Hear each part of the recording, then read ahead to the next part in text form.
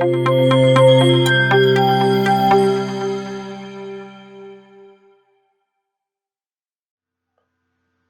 alaikum. املا به برګزایم د مایکروسافت ورډ دریم خوانیزه ویډیو چې د انځور ځای پر ځای کول دي تاسو سره په خپل فایل کې که هغه د کتاب کمپوز کول وي یا هم د مجلې یا اخبار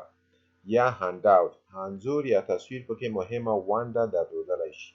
ځکه انځور ډیر معلومات په اسانۍ سره لیدونکي ته رسوي چې د همدې ویډیو د زده کړې وروسته تاسو کولی شئ هر ډول کتاب اخبار مجله او دې ته ورته نور مواد په اسانۍ سره کمپوز کړئ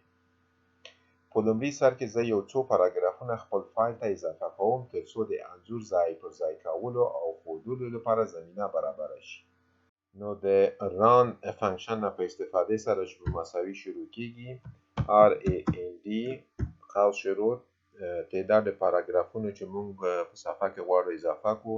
هغه تعیینوو څلور پاراګرافه غواړو کامه څو لاینه غواړو په هر پاراګراف کې موږ غواړو چې شپږ لاینه وي قوس بندوو او انټر کوو تاسو ګورئ چې تعداد پاراګرافونو سره د لاینونو سره په صفحه کې مو اضافه شو اوس موږ کولی شو چې دلته د خپلې خوښې انځور د ضرورت په مطابق انځور ځای په ځای کړو د انځور د ځای پر ځای کولو لپاره انزرت ته راځو او د انزرت تاب باندې په کلیک کولو سره د انزرت ریبن څرګندیږي او دلته د ایلوستریشن د کټګورۍ نه په استفادې سره پکچر باندې کلیک کوو او په کوم فولډر کې چې تاسو پکچر شتون لري هغه فولډر ته په ورتلو سره خپل انځور کولی شئ انتخاب کړئ او انزرت ورته ووایئ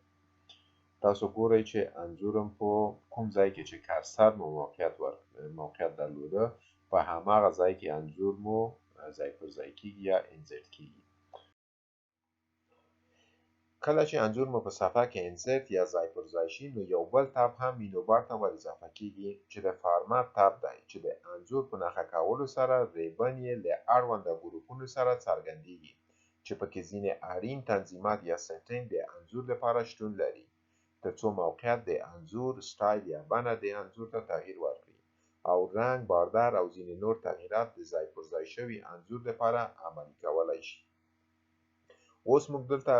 ګورو چې د انځور په راوستلو سره انځور خپل موقعیت ته تغییر نه ورکوي په داسې حالت کې چې دا حالت د انځور زموږ هیڅ درد هم نه دوا کوي ځای پر ځای شوی انځور هر ځای ته باید انتقال وړ وي نو د دې حالت څخه د انځور د راوستلو لپاره کله هم چې انځور په نښه کړئ نو د انځور په اسانۍ ښي لوري ته یو آیکن د لی اوټ آپشن په نوم راڅرګندیږي ورباندې کلیک کړئ او د ویت ټکسټ راپینګ له ټاکنو څخه یو وټاکئ چې بای ډیفالت انلاین ویت ټکسټ فعال دی لکه سکویر ټایټ ترو ټاکنې لري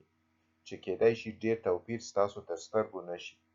خو د ټاپ اند باټم بیهایند د ټکسټ او ان فرنٹ اف د ټکسټ په ټاکنو سره انځور ته مو د متن ترمنځ د متن تر شا او د متن تر مخ موقعیت ورکوئ نو خپل ضرورت ته په کتو کولی شئ یو له دغو څخه وټاکئ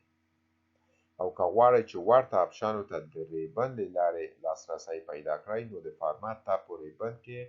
ارنج په ګروپ یا کټګورۍ کې راپ ټکسټ باندې کلیک کولو سره ورته آپشنو ته لاسرسی مومئ دا ول د دغې ښوونیزې ویډیو چمتو شوي محتویات که چیرې ویډیو مو خوښه شوې وي ضرور یې لایک او شیر کړئ او که چینل ته نوي یاست نو سبسکرایبول مه هیروئ ګنګوي یا زنګولې ته هم ټک وکړئ ترڅو د ټولو نوو ویډیوګانو څخه پر وخت خبر شئ تر بلې ښوونیزې ویډیو خیر چارې